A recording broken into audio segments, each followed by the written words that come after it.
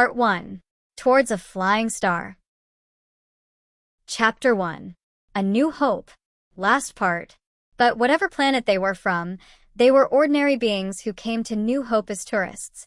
There were also Greys in the same carriage. Hedda got off the train when it stopped at the station where Hedda was going. Hedda walked in front of a college in Helsinki. She went to listen to a lecture.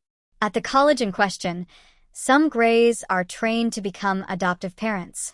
The training is 3 years long, and after receiving a degree, the job of professionals in the field is to be parents. They are paid for this work, but they cannot choose their work partners because the work partners choose the agencies where these parents work. It doesn't matter to the Greys who they work with.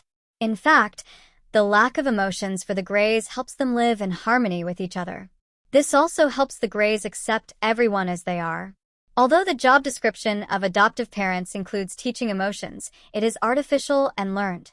There is no chemical or subjective process involved in it in the brain. Overall, the Greys' hierarchy and the functioning of society are as extensive as those of people on Earth.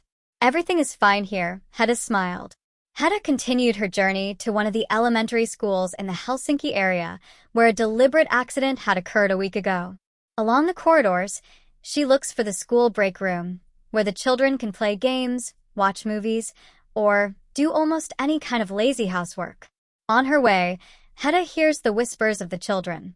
"Now Hugo is in trouble," whispered one. "Even the Queen herself arrives to scold Hugo," whispered another. "It happened last week," whispered a third. "What happened?" a fourth asked in a whisper. "Well, that," answered a fifth. In one of the many break rooms, Hugo, along with Sonia, Aku, Matthias, and Nico, were playing games on their pads.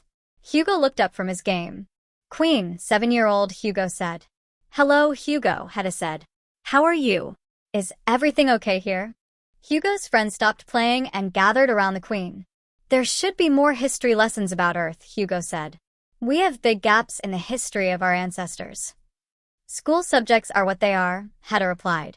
"And don't jump off the school roof again. Did you think I wouldn't notice? This is my ship.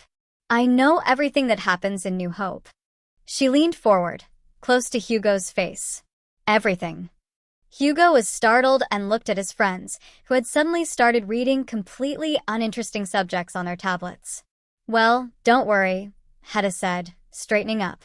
"When you're a soldier of the Greys, you'll dream of childhood. Just take it easy and enjoy yourself." Hugo rolled his eyes and went back to playing some computer game with his friends that the kids had developed. Hedda grinned and left the break room. As she walked along the sidewalks of Helsinki, she nodded and chatted to the tourists. Some were undoubtedly good, some bad, but as long as the tourists were on board the New Hope, they were Hedda's people. No matter what happened in the lives of these tourists, whether they came to visit the Hope for one reason or another, they always seemed to be looking for New Hope in the Grey home. Hedda was a part of it, and she could understand them, even though she was unable to share their feelings.